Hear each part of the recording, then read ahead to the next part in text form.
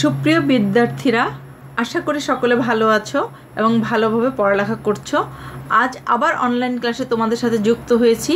Kanis Fatima, lecturer, Islamic history and culture, Babuganj degree college, Babuganj, Barishal, Bangladesh থেকে। আজকের বিষয় ইসলামের ইতিহাস ও সংস্কৃতি, প্রথম পত্র থেকে আমরা আজকে পাঠ করব বেবিলনীয় সভ্যতা। এই পাঠ শেষে আমরা শিখব বেবিলনীয় সভ্যতার অবস্থান ও সময়কাল, বেবিলনীয়দের রাজনৈতিক, সামাজিক, অর্থনৈতিক, ধর্মীয় অবস্থা, বেবিলনীয়দের স্থাপত্য, সাহিত্য, শিক্ষা ব্যবস্থা এবং বেবিলনীয়দের সভ্যতায় অবদান, নব্য বেবিলনীয় সময়কাল, সর্বশেষে বেবিলনীয়দের পতন।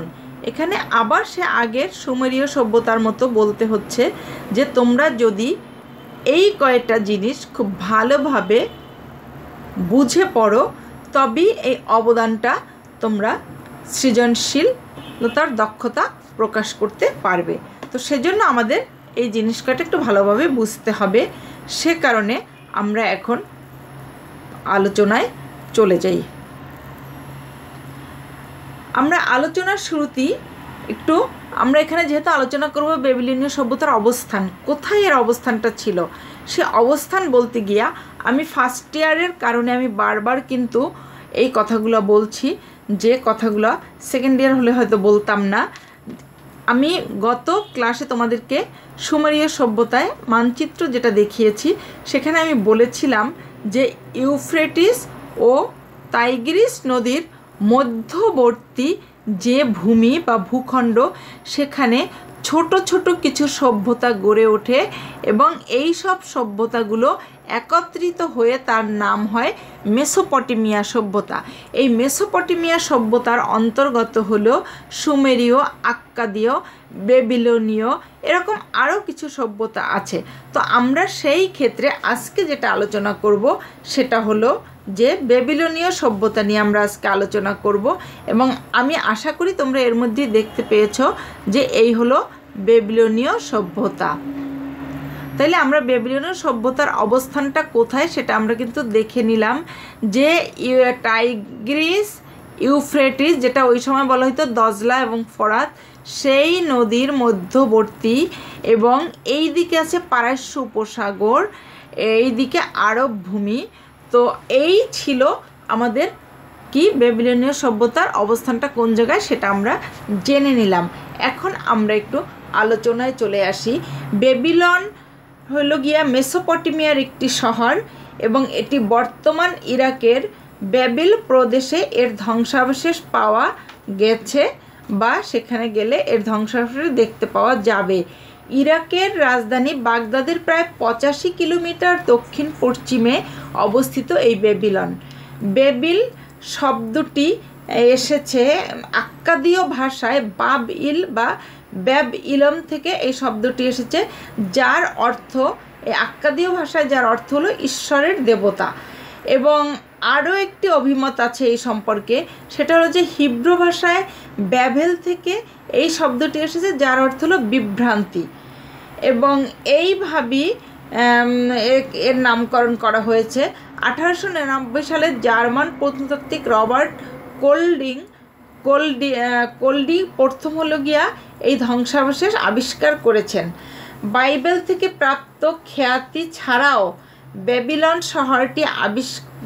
শহরটি বিশ্বব্যাপী বিশেষ পরিচিতি রয়েছে। এর অসাধারণ সব দালান কোঠা, দেয়াল এবং অবকাঠামো যা আছে তার জন্য। এছাড়াও প্রাচীন মেসোপটেমিয়ার শিক্ষা ও সংস্কৃতি ও আইনের পথ প্রদর্শক হিসাবেও এর নাম যশ খ্যাতি আছে। তবে সবচেয়ে বেশি পরিচিতি যে কারণে হয়েছে সেটা হলো বেবিলনের ঝুলন্ত উদ্যান, সেটার কারণে এটা বিশ্বে বেশি পরিচিতি লাভ করেছে। আমরা এই যে কথাটা আসবো, এই হাম্মুরাবি হলো গিয়ে এখানের একজন রাজা ছিলেন এবং তার কারণেই বেবিলনটা ওই সময় বেশ খ্যাতি, যশ, উন্নতি সব কিছু ঘটেছিল। আমরা একটু সেই পর্যায়ের আলোচনায় যাই।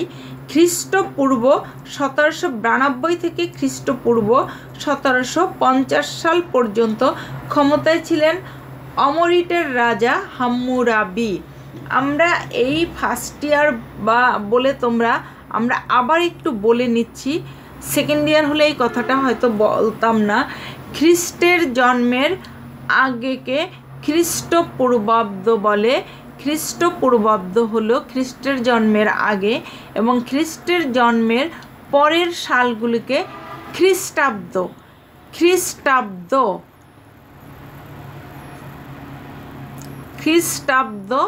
আর খ্রিস্টপূর্বাব্দ।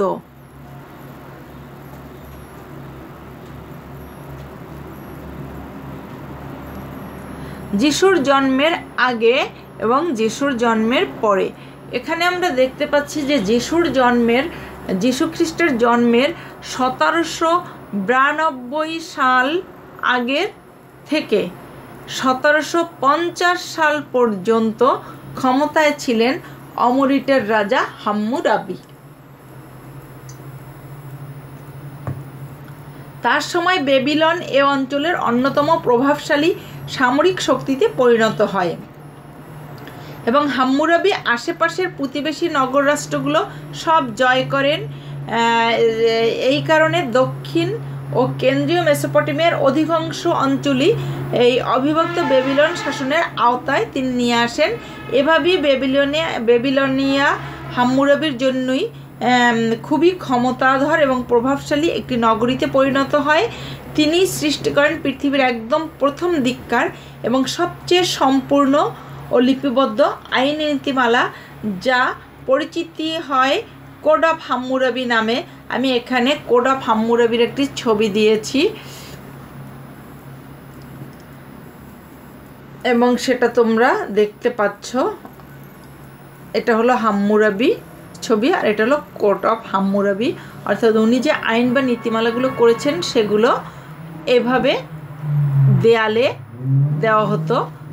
দেওয়া হয়েছিল এবং পাথরে খোদাই করেও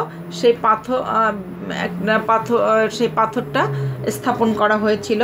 এটা হলো গিয়া কোড অফ হাম্মুরাবির তৈরি আইন।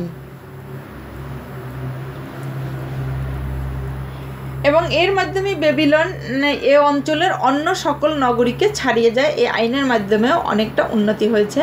তবে বেবিলনিয়ার আয়ুষ্কাল খুব বেশি ছিল না, ক্ষণস্থায়ী ছিল।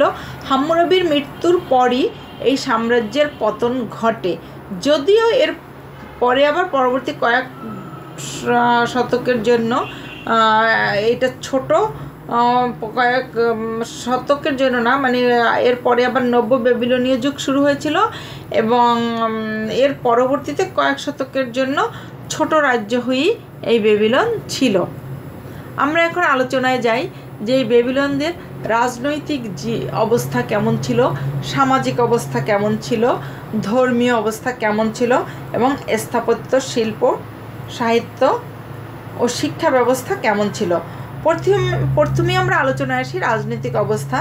আমরা যেটা দেখতে পাই যে ওরকম কেন্দ্রীয় কোনো শাসন ব্যবস্থা না থাকলেও রাজা হাম্মুরাবির অধীনে একনায়কতন্ত্র বা রাজাই সর্বক্ষমতার অধিকারী এরকম একটা রাজনৈতিক অবস্থা তাদের ছিল। তবে ধর্মীয় ক্ষেত্রে পুরোহিত ছিলেন সর্বেসর্বা, সেখানে রাজার কোনো ক্ষমতা ছিল না। এরপরে আমরা আসি সামাজিক অবস্থায়। সামাজিক অবস্থায় দেখি যে সুমেরীয়দের মতো এদেরও 3 শ্রেণীতে বিভক্ত ছিল, কিন্তু এখানে বিভক্ত একটু আলাদাভাবে হয়েছে।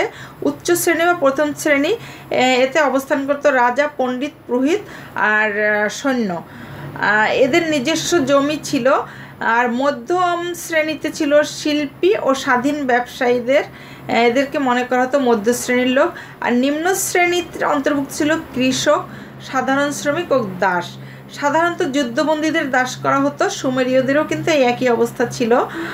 আশা করি সুমেরীয় পড়েছ এবং সেই কারণে এটা তোমাদের ধরতে বা বলতে বা শিখতে খুব সহজ হবে।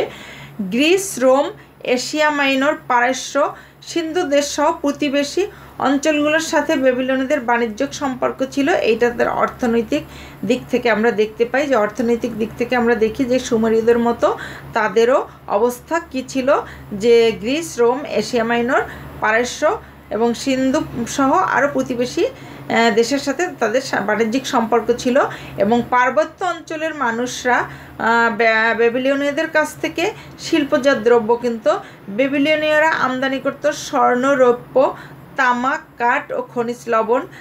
তারা ভারতবর্ষ থেকে হাতির দাঁত ও মরুভূমি অঞ্চল থেকে উট সংগ্রহ করত। বেবিলনীয়রা ঘোড়ার ব্যবহার জানত। এই ছিল তাদের অর্থনৈতিক অবস্থা। এখন একটু আমরা আলোচনা করি তাদের ধর্মীয় অবস্থা কেমন ছিল। ধর্মীয় অবস্থায় দেখেছি তারা বহু দেবতার বিশ্বাসী ছিল, একাধিক দেবতায় তারা বিশ্বাসী ছিল। তবে তাদের প্রধান দেবতা ছিল মারদুক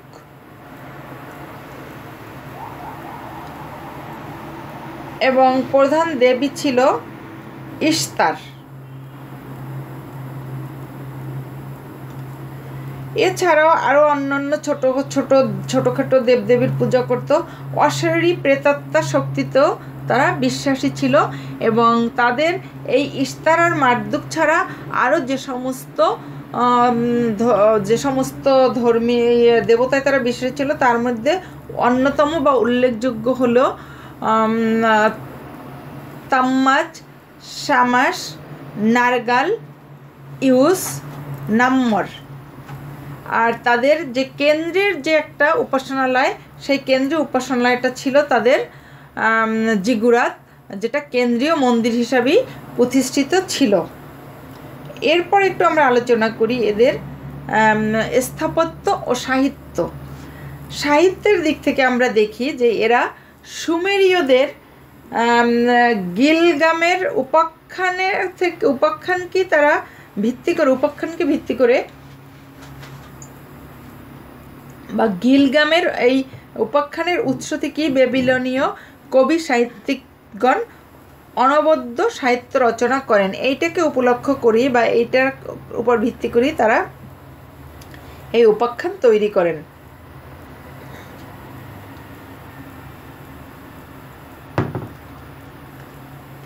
স্থাপত্যের দিক থেকে তাদের অবদান অনেক, যেটা আজও বিশ্বের দরবারে বিশিষ্ট স্থান দখল করে আছে। তারা দেখা গেছে বিভিন্ন ধরনের ছবি এঁকেছে এবং জিগুরাত মন্দিরের শ্রেষ্ঠ স্থাপত্য কীর্তি তাদের এইটার একটা অন্যতম কৃতিত্ব, যেটা হলো গিয়া 7 তলা বিশিষ্ট ছিল এই মন্দিরটি। এবং এখানে দেখা গেছে যে বিভিন্ন ধরনের কার্যক্রম এর মধ্যেই হতো।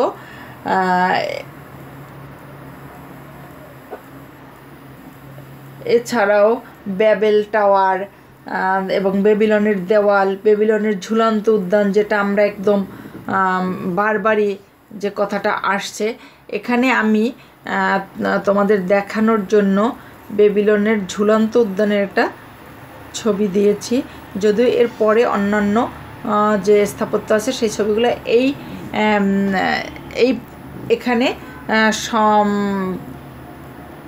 জায়গা স্বল্পতার জন্য দিতে পারিনি, পরের পৃষ্ঠায় দিয়েছি, সেখানে গিয়ে আমরা ওইগুলো দেখব। এবং এখানে আমরা এই ঝুলন্ত উদ্যান তো আমরা সবাই জানি, যদিও আমরা এটা কিভাবে কি তৈরি হয়েছে সেটা এই ছবিতে কিছুটা দেখা যাচ্ছে, যে ভিত্তিপ্রস্তর থেকে শুরু করে এই যে অনেক উঁচুতে 8 ফুট উঁচুতে উঠে তারপরে এর অবস্থান শুরু হয়েছে।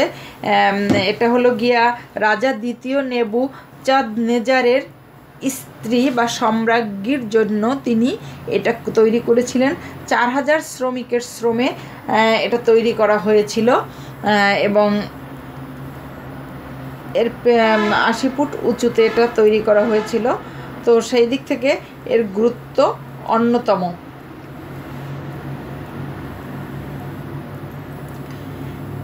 এছাড়া বিভিন্ন ধরনের ভাস্কর্য আছে এবং সেই ভাস্কর্য আমরা যে তাদের যে ব্যাবেল টাওয়ার বা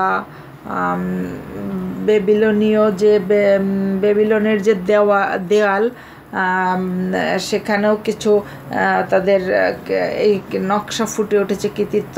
আর সবচেয়ে যেটা দেখা যায় সেটা হলো গিয়া ইশতার ফটকে, সেখানে এই স্থাপত্য শিল্প বা নকশা বা চিত্রশিল্পের স্বাক্ষর তারা রাখতে সক্ষম হয়েছেন। তো সেই দিক থেকে দেখা যায় বেশ উন্নত এবং সভ্যতায় তারা অনেক অবদান রেখে গিয়েছেন। এরপরে আমরা আসি শিক্ষা বিস্তার বা শিক্ষা ব্যবস্থার ক্ষেত্রে। শিক্ষা বিস্তার ও গ্রহণের দিক থেকে আলাদা কৃতিত্বের দাবিদার ছিলেন এরা। এদের নিজস্ব ভাষা ছিল যা 350টি ধ্বনিচিহ্ন দ্বারা ব্যবহার হতো, এবং শিক্ষা প্রচার ও প্রসারের জন্য এক ধরনের শিক্ষালয় ছিল যেখানে নরম ও ভিজা কাদার আর মধ্যে কাঠি ঢুকিয়ে লেখা তৈরি করা হতো বা লিখন হতো। বিদ্যালয়ের দেয়ালে লেখা ছিল লিখন পদ্ধতিতে যে উৎকর্ষতা অর্জন করবে সে সূর্যের ন্যায় কিরণ দেবে। এটা তাদেরকে উৎসাহিত করার জন্য। আমি তোমাদের এখানে সে কথাটা লেখা হয়নি, আমি এটা একটু লিখে দিচ্ছি যে বিদ্যালয়ের দেয়ালে কি লেখা ছিল, লিখন পদ্ধতিতে যে উৎকর্ষ, লিখন পদ্ধতিতে যে উৎকর্ষ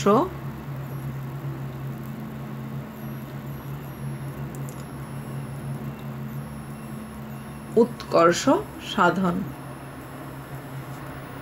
যে উৎকর্ষ তা অর্জন করবে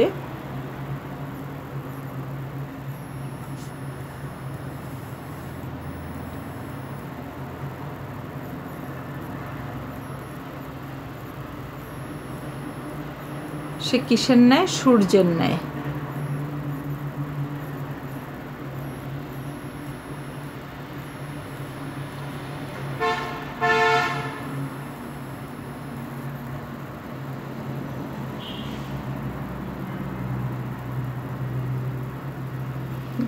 একটু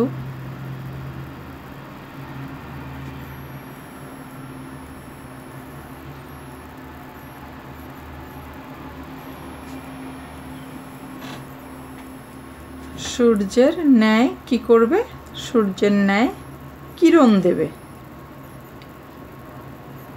কিরণ মানে আলো, সূর্যের ন্যায় কিরণ দেবে। এই কথাটা তারা দেয়ালে লিখে রেখেছিল। কেন লিখে রেখেছিল? যাতে পড়ালেখায় মানুষের উৎসাহ পায় সেজন্য। এই যে তারা এই নরম মাটি দিয়ে লিখন করত, একে কিউনিফর্ম বা কিলকার লিখন পদ্ধতি বলা হয়। এবং দেখা গেছে যে শিক্ষার্থীকে সমাজে বিশেষ মর্যাদা দেওয়া হতো। এই ছিল তাদের শিক্ষা ও সাহিত্যের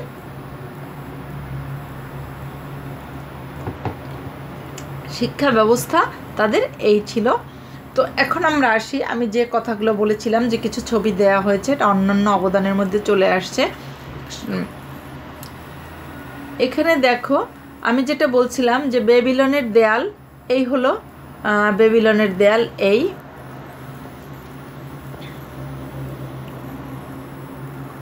এইটা হলো বেবিলনের দেয়াল এই। এবং এই দেয়ালের উপর দিয়ে যে কোনো ধরনের রেস বা যে কোনো ধরনের প্রতিযোগিতা হতো এখানে, এতটা চওড়া এটা। এবং এর শৈল্পিক কিন্তু একটা শৈল্পিক একটা সৃষ্টি, যে শিল্প, সেটা কিন্তু বেশ নিখুঁতভাবে। আর যেটা আছে সেটা হলো গিয়ে ইশতার গেট, এই যেটা এই দেয়ালে দেখো সুন্দর, কত সুন্দর সুন্দর নকশা করা। এটাও তাদের একটা বড় ধরনের শিল্পীর পরিচয়, যেটা এখনও মানুষ অবলোকন করতে যায় এবং এখনও এটা দেখে মানুষ বিমোহিত হয়।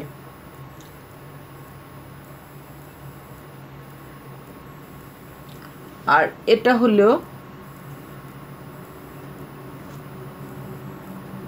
ব্যাবেল টাওয়ার।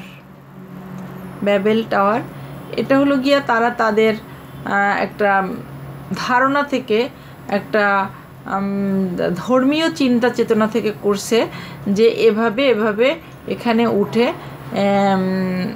তারা স্বর্গে পৌঁছতে পারবে। যদিও এটা ভেঙে পড়েছিল এবং তাদের সেই বিশ্বাস ভেঙে গিয়েছিল।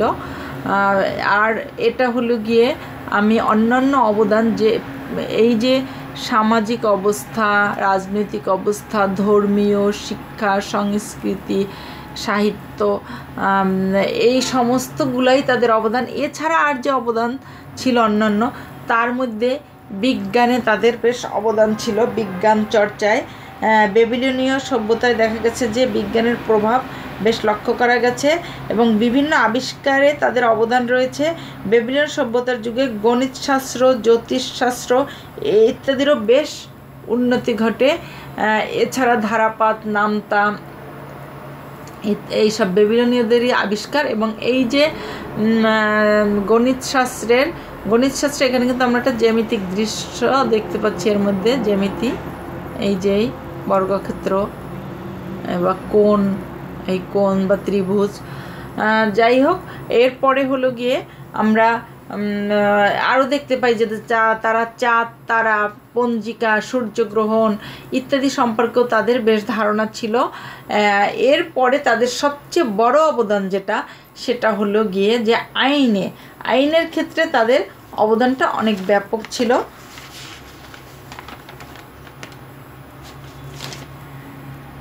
এবং এটা আমরা আগে একটু পড়েছি যে হাম্মুরাবির তৈরি, হাম্মুরাবি, কোড অফ হাম্মুরাবি। তো সেখানে আমরা দেখছি যে তিনি আইনটা লিখে দেয়ালে একটা পাথরে খোদাই করে সেই পাথরটাকে স্থাপন করেছিলেন। তো আইনের ক্ষেত্রে তার সেই কথা এখানেও বলা হয়েছে যে সবচেয়ে বড় অবদান আইনের, এবং 8 ফুট লম্বা পাথরের গায়ে আইন খোদাই করা ছিল। এই আইন হাম্মুরাবি কোড নামে পরিচিত। এবং এই আইনে কি কি ছিল আমরা একটু সেটা দেখি।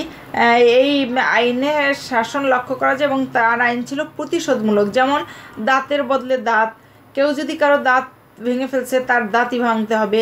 চোখের বদলে চোখ, হাতের বদলে হাত, জীবনের বদলে জীবন, ইত্যাদি ইত্যাদি।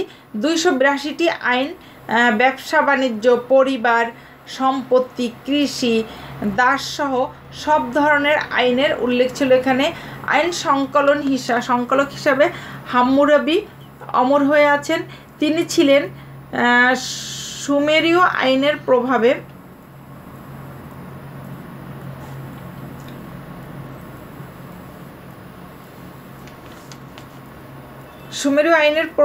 প্রভাবিত হয়েছিলেন এবং সেই কারণেই এই আইনটা তৈরি করেছিলেন। তাই বেবিলনীয় আইনে সুমেরীয় আইনের প্রভাব দেখা যায়।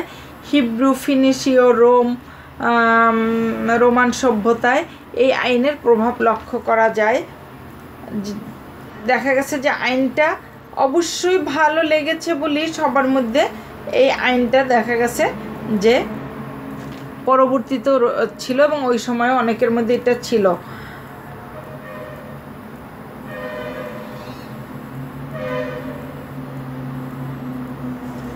এই আইন দেখা গেছে যে রক্ষার্থে স্থানীয় নীতি, আইন কানুন সংস্কার করে সবাই যেন বিধিবদ্ধভাবে এই আইনটি তৈরি করেছিল সর্বজনের জন্য। এবং হাম্মুরাবি এর প্রণীত আইন সুমেরীয় রাজা ডুঙ্গির আইন দ্বারা অনেকাংশ প্রভাবিত ছিল। সুমেরীয় রাজা ডুঙ্গি যে আইন করেছিল সেইটার সাথে অনেকটা প্রভাবিত ছিল। এবং প্রস্তুর স্তম্ভে বিধানমালা খোদিত, সেটা তো আগেই বলেছিলাম যে পাথরে খোদাই করে সেটাকে বর্তমানে ফ্রান্সের প্যারিস জাদুঘরে, মানে লুভ জাদুঘর, সবই এই নামটা শুনছো, সেখানে বেশ দুষ্প্রাপ্য জিনিসগুলো জাদুঘরে আছে, সেখানে সংরক্ষিত। এবং এই স্তম্ভে সর্বমোট 282টি বিধি বা আইন আছে। এর মধ্যে রাজনৈতিক অপরাধ, পারিবারিক, বিবাহ, ক্রয় বিক্রয়ের নিয়মাবলী, ব্যবসা বাণিজ্য ইত্যাদি সহ মোট 282টি আইনের মধ্যে ছিল। এবং সর্বজন স্বীকৃত বিস্তারিত আইন কানুন হাম্মুরাবির পূর্বে কোনো রাজা প্রণয়ন করেনি। সেই দিক থেকে এই আইনের দেখা যায় যে গুরুত্ব অপরিসীম। এটা তো বলতেই হয়, কারণ তার আগে এরকম আইন কেউ তৈরি করেনি। এখন আমরা আসি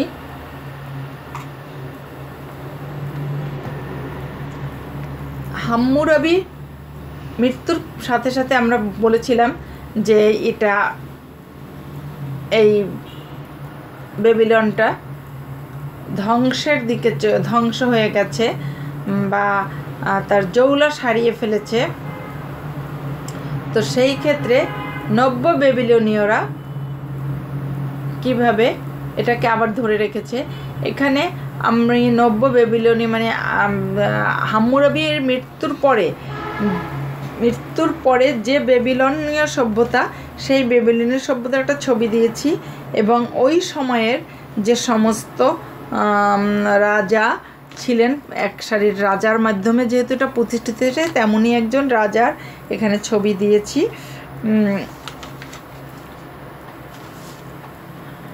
আমরা এখন একটু দেখি যে নব্য বেবিলনীয় হাম্মুরাবির মৃত্যুর পরে এই নব্য অবক্ষয় হতে শুরু করে আস্তে আস্তে, এবং এটা দেখা গেছে যে এক নতুন সারির রাজাদের মাধ্যমে প্রতিষ্ঠিত হয়েছে বেবিলন সভ্যতা এবং খ্রিস্টপূর্ব 626 থেকে 539 খ্রিস্টাব্দ পর্যন্ত স্থায়ী ছিল। ওই প্রথম যে আমরা বেবিলনের সভ্যতাটা পড়ছি সেটা কিন্তু 1700 ছিল খ্রিস্টপূর্ব, আর এটা হলো গিয়া 600, মানে খ্রিস্টের জন্মের 1700 আর এটা হলো গিয়া 600। তো এটা একটু আগানো এদিকে, এবং দেখা গেছে যে এই পর্যন্ত 626 থেকে খ্রিস্টপূর্ব 539 পর্যন্ত এটা স্থায়ী ছিল। তারপরে এটাও আর থাকে নাই এবং এটা ধ্বংস হয়ে গেছে। তো আমরা যে কথায় আসি যে হাম্মুরাবির মৃত্যুর পরই এই বেবিলনীয় সাম্রাজ্যের অবক্ষয় শুরু হয়। এ সময় সুমেরীয় অঞ্চলের আবার অনেকগুলো ক্ষুদ্র নগরী রাষ্ট্রে বিভক্ত হয়ে পড়ে। খ্রিস্টপূর্ব 14 শতকে, অর্থাৎ আমি যে 600 বলছি 539, 14 শতকে দেখা গেছে 14 শতকে, খ্রিস্টপূর্ব 14 শতকে এই অঞ্চলে উত্থান ঘটে অ্যাসিরিয়ানদের এবং নিষ্ঠুর সামরিক নীতি প্রয়োগ করে মেসোপটেমিয়ার বিশাল এক সাম্রাজ্য গড়ে তোলে তারা। খ্রিস্টপূর্ব 7ম শতকে অ্যাসিরিয়াদের পরে এখানে ব্যালডিয়া সামওরাজ নেবুচাদনেজার তিনি বেবিলনকে কেন্দ্র করে নতুন একটি সাম্রাজ্য প্রতিষ্ঠা করেন। এই সাম্রাজ্য নব্য বেবিলনীয় সাম্রাজ্য নামে পরিচিত। এই সাম্রাজ্যের শ্রেষ্ঠ নৃপতি ছিলেন নেবুচাদনেজার এবং জেরুজালেম বিজয়ী এ রাজা তার রানীর সন্তুষ্টি বিধানের জন্য নগর দেয়ালের উপরে এক মনোরম উদ্যান নির্মাণ করেন। এই উদ্যানই বেবিলনীয় উদ্যান বা শূন্য উদ্যান নামে বিশেষভাবে পরিচিত। এবং এছাড়াও এই নেবুচাঁদের সময়কার বিভিন্ন মূর্তি, ভাস্কর্য, স্থাপত্য কলা ইত্যাদি সংরক্ষণ করতে শুরু করে উনি নেবুচাঁদনেজার ক্ষমতায় এসে। এবং এই নব্য বেবিলনীয় দেখা গেছে যে আমরা খ্রিস্টপূর্ব 626 থেকে 539 এই পর্যন্ত স্থায়ী ছিল। নিনভে অশরীয় ওদের পরাজিত করার মাধ্যমে নব্য বেবিলনীয় সাম্রাজ্য পরিণত হয় এবং বিশ্বের শক্তিশালী রাজ্যে এটা পরিণত হয়। এ সময় বেবিলনরা চমৎকার সব দালান নির্মাণ করে, যার কারণে দেখা গেছে যে রাজা দ্বিতীয় নেবুচাদনেজার সময়কার যে বিভিন্ন ধরনের মূর্তি, ভাস্কর্য যেগুলো বেশ সুনাম এবং খ্যাতি অর্জন করে, এবং তার আগেরটাও তিনি সংরক্ষণ করেন, যার কারণে এই নব্য বেবিলনীয় সাম্রাজ্যটা বেশ ভালোভাবেই আবার পুরনো ঐতিহ্যকে দ্বিগুণভাবে বা অনেকটাই ফিরিয়ে এনেছেন। কিন্তু তারপর সব কিছুর শেষ আছে, সেই শেষ আছে বলেই বেবিলনীয়দেরও পতন হয়, আবার সেই নব্য বেবিলনীয়দেরও পতন হয়। সেই পতনের আমি এখানে দুটো ছবি দিয়েছি। এখানে আমরা দেখতে পাচ্ছি যে এই যে দেখা যাচ্ছে, দেখো খ্রিস্টপূর্ব বিসি মানে খ্রিস্টপূর্ব 539 Babylon fell the Persian king Cyrus the Great, তিনি এই কাজটা ঘটাইছেন। এই যে দেখো, এই হলো বেবিলন শহর এবং এই হলো যুদ্ধের দৃশ্য। এই যুদ্ধে তারা পরাজিত হয়েছে। তো কিভাবে পরাজিত হলো, কিভাবে তাদের হলো, আমরা একটু এটি 1 শতকেরও কম সময় স্থায়ী ছিল এই পারস্যের কিংবদন্তি রাজা সাইরাস দ্য গ্রেট এটা দখল করে নেয় বেবিলন, এবং অফিসের যুদ্ধে হারার মধ্য দিয়ে সম্পূর্ণ পতন ঘটে বেবিলনীয়দের।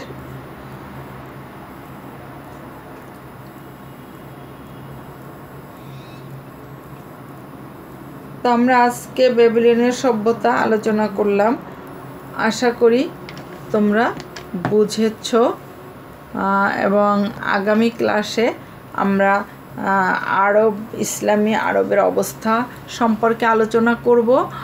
আর সভ্যতা আমরা যে কয়টা পড়িয়েছি, বাকি আছে কয়েকটা, যেমন রোমানীয় সভ্যতাটা অতি ইম্পর্টেন্ট না, তারপরে একবার পড়বা। গ্রিক সভ্যতা, তারপরে হলো গিয়া অ্যাসারীয় সভ্যতা। এর মধ্যে গ্রিক সভ্যতাটা একটু ভালোভাবে দেখো, আর বাকি দুটো একটু দেখবা। আমরা আর এই জন্য সভ্যতা আলোচনা করছি না, আমরা আগামী ক্লাসে প্রাক ইসলামে আরবের অবস্থা নিয়ে আলোচনা করব। তো সে পর্যন্ত সবাই ভালো থাকো। তার আগে একটু আমার বলতেই হচ্ছে, অ্যান্টি স্মোকিং স্লোগান, যেটা যে মাদকের বিরুদ্ধে আমার স্টুডেন্টরা কোনো কম্প্রোমাইজ করবে না। যেখানেই এই ধরনের কিছু তাদের সামনে পড়বে তারা সেটার তীব্র প্রতিবাদ করবে, কারণ মাদক জাতিকে ধ্বংস করে দেয়, শুধু একজন মানুষকে না, শুধু একটা পরিবারকে না, জাতিকে ধ্বংস করে দেয়। কাজেই এটাকে আমাদের নির্মূল করার জন্য সব সময় সচেষ্ট থাকতে হবে। আর আমরা যেহেতু করোনাকাল পার করছি, সেজন্য স্বাস্থ্যবিধি নিষেধ মেনে চলবে বা চলো সবাই, এবং সামাজিক দূরত্ব বজায় রেখো, সুস্থ ভালো থেকো, করোনা মুক্ত থেকো। Thank you.